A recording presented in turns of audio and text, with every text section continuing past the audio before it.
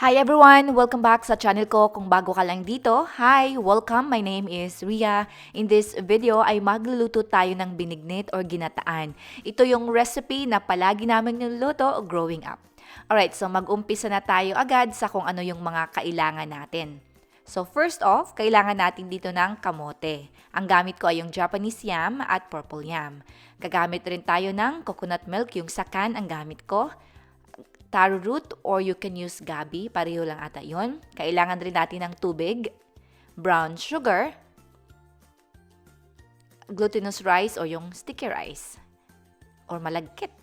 Kailangan rin natin ng evaporated milk, langka. Masarap ang ginataan kapag may white sugar kasi di ba may coconut milk.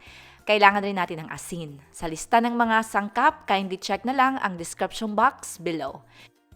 Okay, so magluluto na tayo. Kuha tayo ng pot, ilagay yung glutinous rice. Pero kailangan natin itong hugasan. In my case, unfortunately, hindi ko na-press yung record button nung hinugasan ko ito. Alright, so inilagay ko na rin dito ang coconut milk. Hinalo ko lang saglit.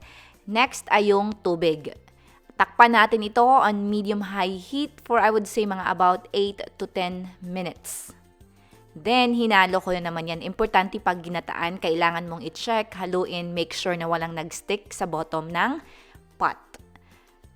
So, tinakpan ko na naman ito, additional ng 5 minutes. Nireduce ko yung heat, medium, okay?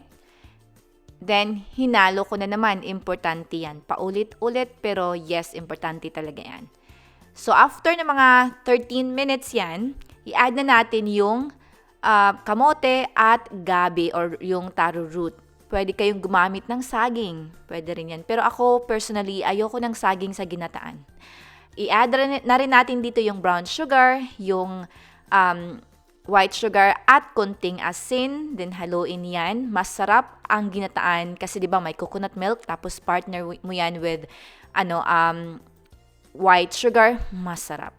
So tinakpan ko ito for 13 minutes. Pero, chinecheck ko yan siguro every other 5 minutes para to make sure talaga na walang nag-stick sa bottom ng pot.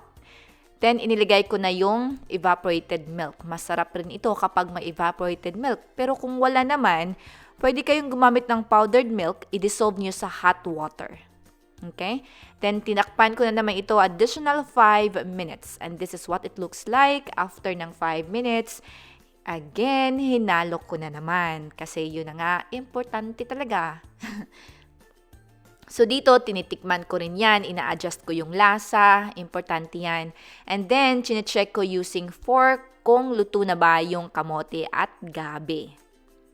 Sa dish naman or sa luto naman na ito, pwede nyong i-adjust according to your taste. Then, lastly, inilagay ko na yung langka. Masarap ang ginataan kapag may langka. Ang bango at nakakadagdag lasa or flavor talaga. And then, haluin natin ito, takpan, and then turn off the heat, and it's ready to serve. Yon, simple lang yung mga sangkap, pero masarap. Alright guys, that's all for today's video. Sana itry nyo, and as always, you guys take care, and thank you for watching.